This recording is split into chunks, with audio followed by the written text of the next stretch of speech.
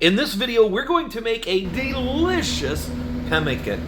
And for starters, we're going to need some meat powder. And we're going to start with some dehydrated beef. The drier the beef, the better. We're going to throw that into a blender or a food processor. And then we're going to further pulverize this using a mortar and pestle. And we want our powder as fine as possible. The finer the meat powder, the more palatable the pemmican in the end. Now, if you prefer that coarse, chewy texture, you can certainly use a coarser ground meat powder. It's really about preference. There are no solid recipes. I came across about a dozen recipes throughout the 18th century, and this is a combination of some of those recipes. But I literally make my meat powder using a sieve. I want it as fine as possible. There is a short video on my YouTube channel showing you how we make the beef powder in a little more detail. But we do want this very fine. As a matter of fact, once we've made our beef powder, we're going to grind that even further as we add our dried fruits and nuts. Now, dried fruits and nuts are completely optional. And down in the comments, the complete recipe for this is available for you. But in this particular instance, I have about a cup of meat powder. And now what I'm doing is I'm mixing in about a cup of dried fruit. So I'm going to have about 2 cups of dry materials. And so I'm pulverizing the first quarter cup that went in. I ground that fine. I added a second cup, and I'm grinding it very little, and then you'll see here in a moment I'm going to add more nuts and dried, in this case, cranberries that are not at all ground, because I want that coarse texture of the nuts and the fruit. This adds a great flavor and texture to the pemmican. And so once I have all of that ground and very fine, as finely as possible, I'm going to add to this about 1.5 to 2 cups of tallow. I'm going for a texture at this point.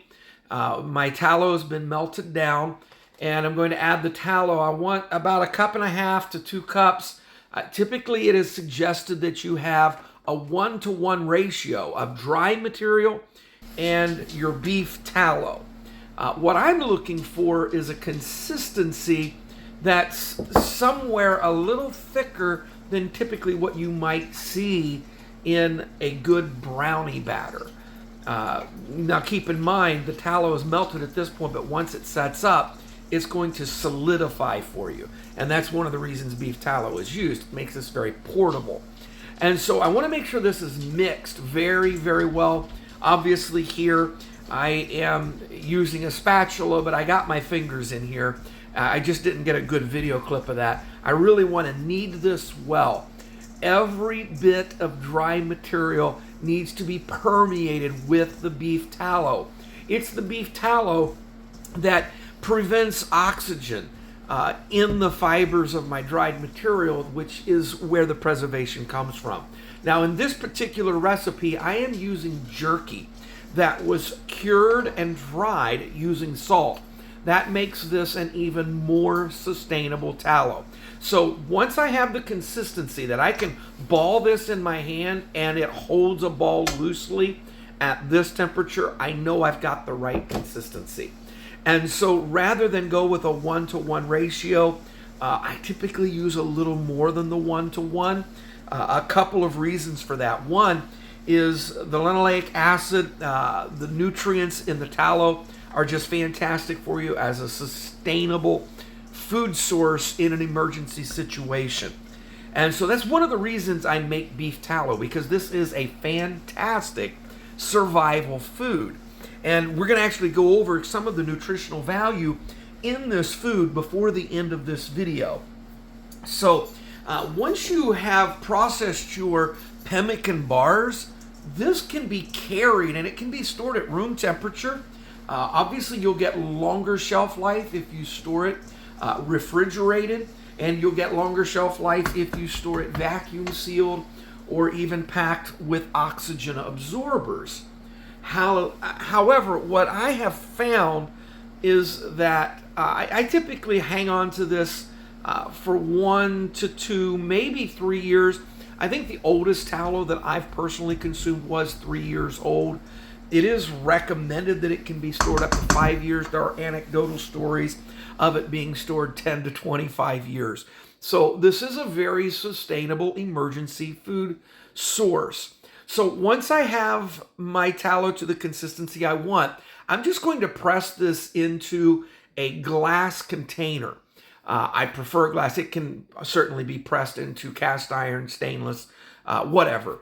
But I'm going to then chill this in the refrigerator so that it can easily be cut into cubes and package it. So what we are producing here is a very sustainable, basically energy and nutrition bar. And that's one of the reasons why I add dried cranberries and dried, in this case, the nuts that I've chosen are pecans. I also like walnuts. You can put seeds in this. There's literally no limit to what you can do. However, it changes your nutritional value. So this is loaded with omega-3 fatty acids, vitamins E and B. It contains minerals like iron, magnesium, potassium, zinc. You can add vegetable powders to add additional vitamin C, as well as other health benefits. So again, there's literally no limit to what you can do with the pemmican. This particular recipe that I'm sharing in this video, I have worked with and I've formulated it for palatability. Because ultimately I want to actually utilize this commercially. So this is a great tasting pemmican. It's got just a little sweetness, a little bit nutty, and it's very palatable. And that's one of the reasons I go with the very fine meat powder. So once that's been chilled, I take it out, I cube it into 1 inch to 2 inch little cubes. And what I'm looking for is anywhere from 1 to 2 ounce portions or servings. Your pemmican should contain, with this recipe, about 130 calories per ounce. So typically, depending on what you add to it, you'll get 100 to 200 calories per ounce, including 6 grams or more of protein and 11 grams of fat. And that's why it is a nutrition food. I like to pack it in a waxed paper. This protects it from any other moisture or anything from the outside. This would be a short-term storage packaging solution. I tie these up. In fact, these that you see me tying here, I'm tying them up in small packets because I'm giving them away as gifts. And these, sometimes I will throw into my packs when I attend gatherings and so forth, and I give them away. You can also pack these in any sort of an airtight container. I have packed pemmican into jars and then vacuum seal the jars. I use a lot of the disposable carry-out containers. This particular container is one that we use in our business. It just looks nice. It's somewhat air protected, but it's certainly going to protect it from moisture. And I save every little piece.